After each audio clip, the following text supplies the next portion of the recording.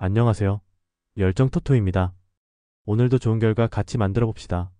끊임없이 노력한 결과 꼭 이렇게 좋은 결과가 나오는 것 같습니다. 함께 믿고 응원해주신 분들도 감사하며 오늘 분석도 열정적으로 시작하겠습니다. 여러분들의 구독과 좋아요는 큰 힘이 됩니다.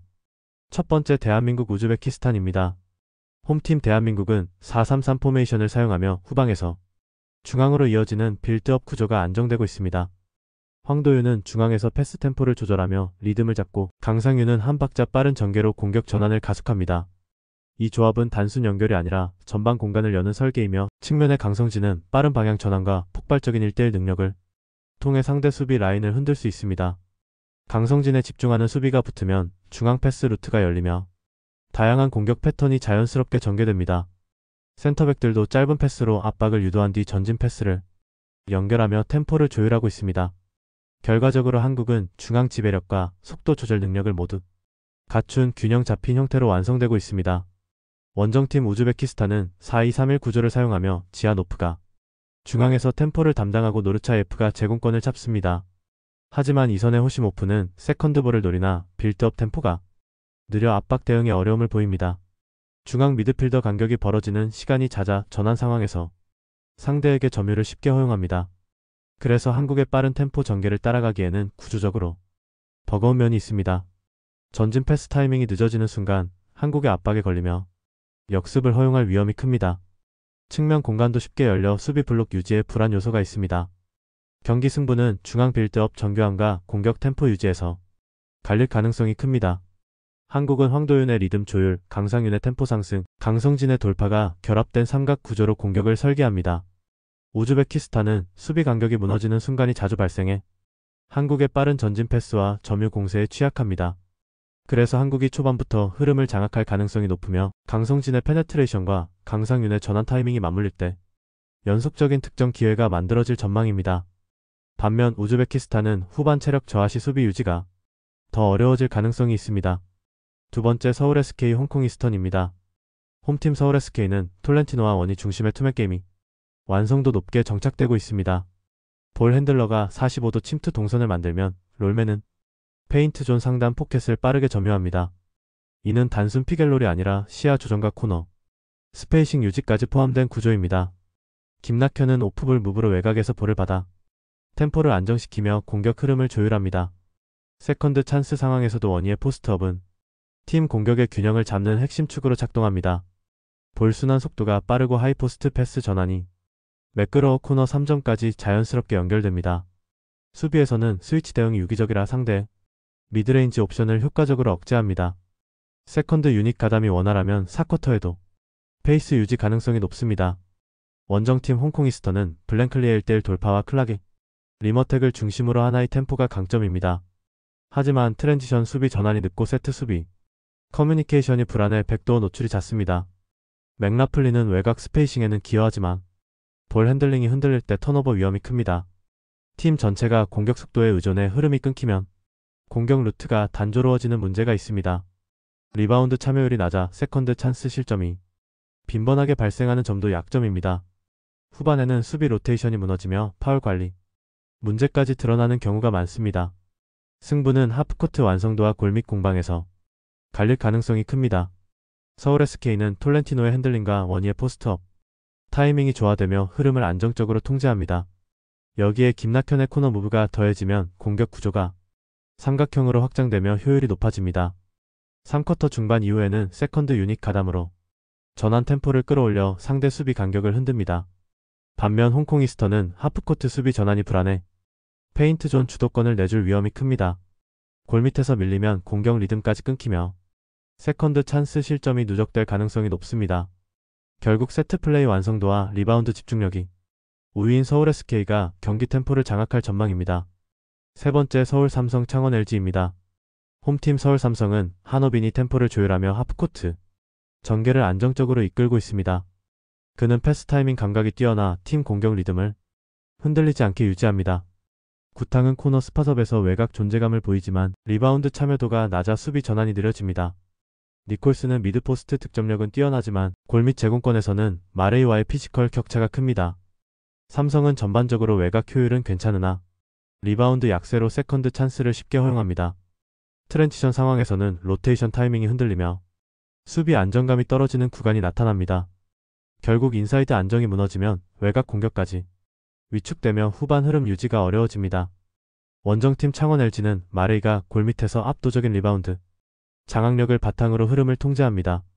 위치 선정과 두 번째 점프 타이밍이 탁월해 공수 리바운드를 모두 책임질 수 있습니다. 마레이의 존재는 수비 안정뿐 아니라 슈터들에게 심리적 여유를 제공하는 역할도 합니다. 유기상과 칼 타마요는 이 안정감 속에서 미드레인지와 외곽슛을 과감하게 시도합니다. 유기상의 컷인 타이밍은 예리하고 타마요는 코너 3점으로 공간 확장을 돕습니다. 마레이가 리바운드 후 즉시 세컨드 찬스를 연결하면 LG는 자신들의 템포로 경기를 끌고 갑니다. 특히 후반부에는 피지컬 싸움에서 LG가 확실히 우위를 점할 가능성이 높습니다. 승부는 리바운드 장악력에서 갈릴 전망입니다. 서울 삼성은 니콜슨 득점력에 의존하지만 골밑 수비가 약해 세컨드 찬스 허용 위험이 큽니다. 반면 창원 LG는 마레이를 중심으로 리바운드를 지속적으로 가져가 공격 기회를 확장합니다. 이 과정에서 슈터들의 자신감과 득점 밸런스가 자연스럽게 유지됩니다. 그래서 LG는 초반부터 인사이드 우위를 바탕으로 경기 템포를 주도할 가능성이 높습니다.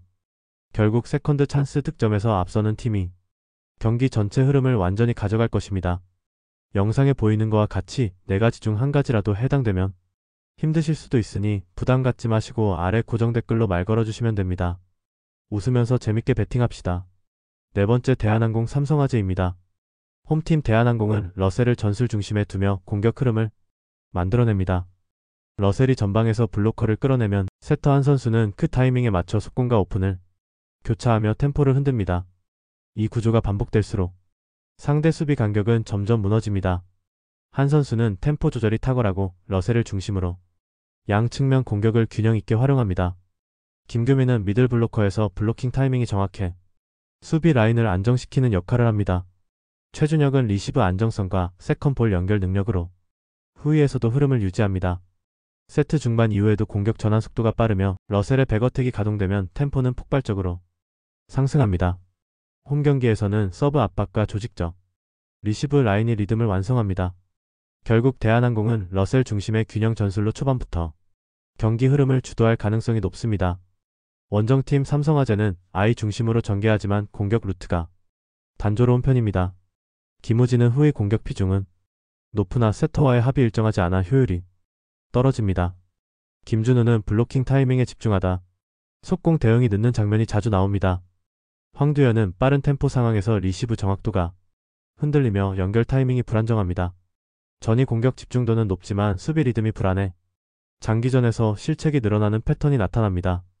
리시브 라인이 흔들리면 아예 템포 배분도 흐트러져 세트 후반 운영이 어려워집니다.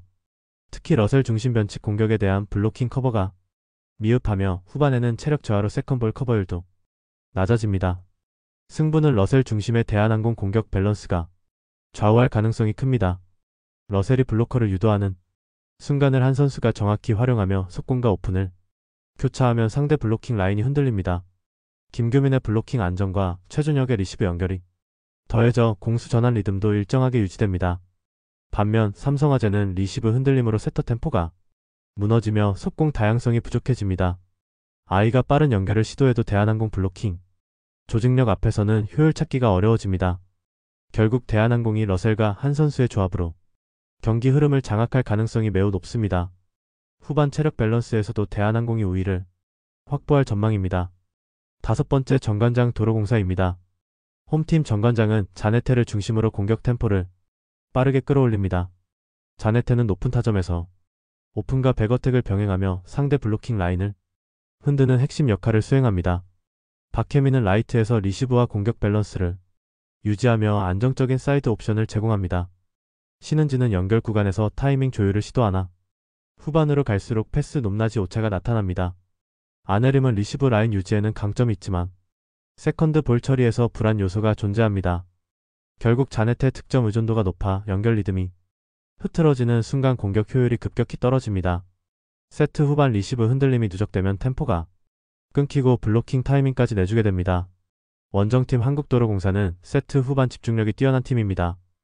타나차는 백어택과 오픈을 교차하며 블로커의 시선을 흐트리고 몸하는 높은 타점으로 득점 기대치를 지속적으로 끌어올립니다.